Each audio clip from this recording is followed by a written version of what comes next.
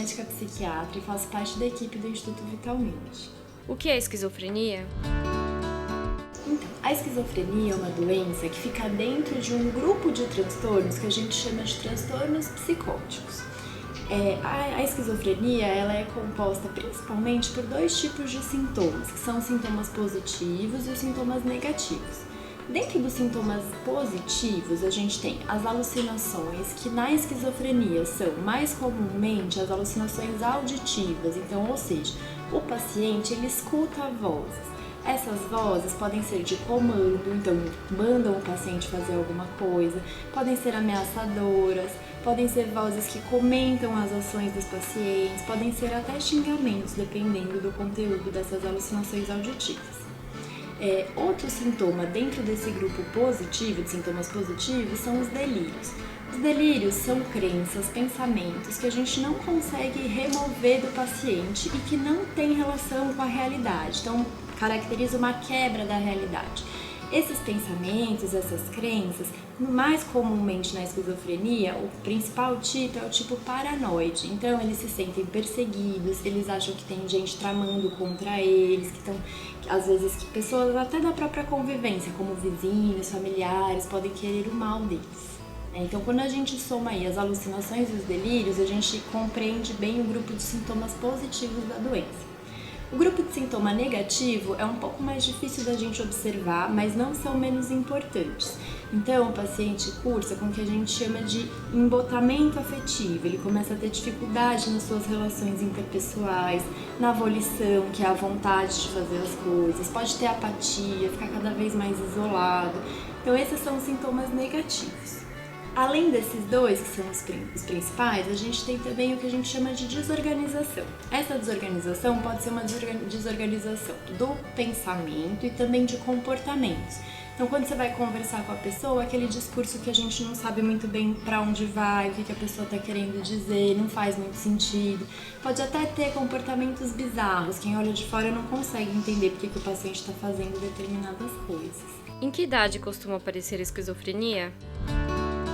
A esquizofrenia é uma doença dos adultos jovens, então a gente tem aí um pico de incidência dos 15 aos 25 anos. Até os 30 a gente ainda tem casos aparecendo. Então a gente tem uma faixa etária aí muito importante que é a da adolescência. Muitos adolescentes também desenvolvem o primeiro surto psicótico nessa faixa etária. Isso significa que a esquizofrenia não é uma doença de criança? Não. Pode aparecer sim na infância, mas são casos mais raros e com uma apresentação um pouquinho diferente. Os pacientes no início apresentam sintomas mais atenuados, que a gente chama de pródromo. Esses sintomas são bem inespecíficos, muito difícil de se fazer o diagnóstico, mas que é bom a gente falar para ficar um alerta. Então, por exemplo, alguns pacientes começam a ficar mais isolados, a terem alterações na escola, às vezes cursam com sintomas de humor, de ficar mais deprimido, como se fosse um alerta, porque mais pra frente pode abrir com aqueles sintomas que a gente já falou antes, sintomas positivos e negativos. Existe algum tratamento para a esquizofrenia? Então, a esquizofrenia tem tratamento sim. Eu acho que a primeira coisa que é importante a gente falar é que, como eu disse, os pacientes eles têm uma quebra da realidade, né? Então, eles não vão ter insight, entender que estão doentes, procurar por conta própria o médico. Isso é muito raro. Então, é importante que os familiares, os amigos, ao notar qualquer uma daqueles sintomas que eu disse, daquelas alterações, ajudem esse paciente a chegar no tratamento, a procurar um médico. A família ela é muito importante nesse caso. O tratamento farmacológico ele se dá com um grupo grande de remédios que a gente tem que se chamam antipsicóticos. Nós temos os antipsicóticos de primeira geração, que foram desenvolvidos há um pouco mais de tempo, e os antipsicóticos de segunda geração. Eles são muito bons para sintomas positivos, o que mais vai variar são os efeitos colaterais desses remédios, é isso que mais norteia a nossa escolha da medicação. Esses remédios eles ajudam tanto no surto, então para melhorar o delírio, a alucinação, quanto o uso deles evita novos surtos, novas crises psicóticas.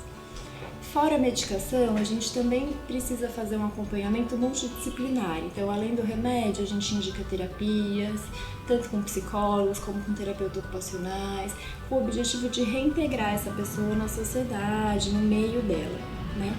É uma doença grave, de difícil controle, mas que com a medicação a gente consegue hoje em dia dar uma vida o mais próximo do normal possível para esses pacientes. Uma coisa que ajuda muito nisso é a adesão ao tratamento. Então, às vezes o paciente não consegue enxergar a importância de continuar tomando remédio, continuar frequentando as suas terapias, e para isso a família e os amigos também são bem importantes, assim, de encorajá-los, de reforçar o quanto que isso pode mudar o prognóstico dele mais para frente. O que a gente vê é que muitas vezes entre o início dos sintomas e o início do tratamento a gente tem aí um tempo muito grande. E isso é um fator de pior prognóstico. Então, quanto antes o paciente inicia o tratamento, melhor vai ser a sua recuperação.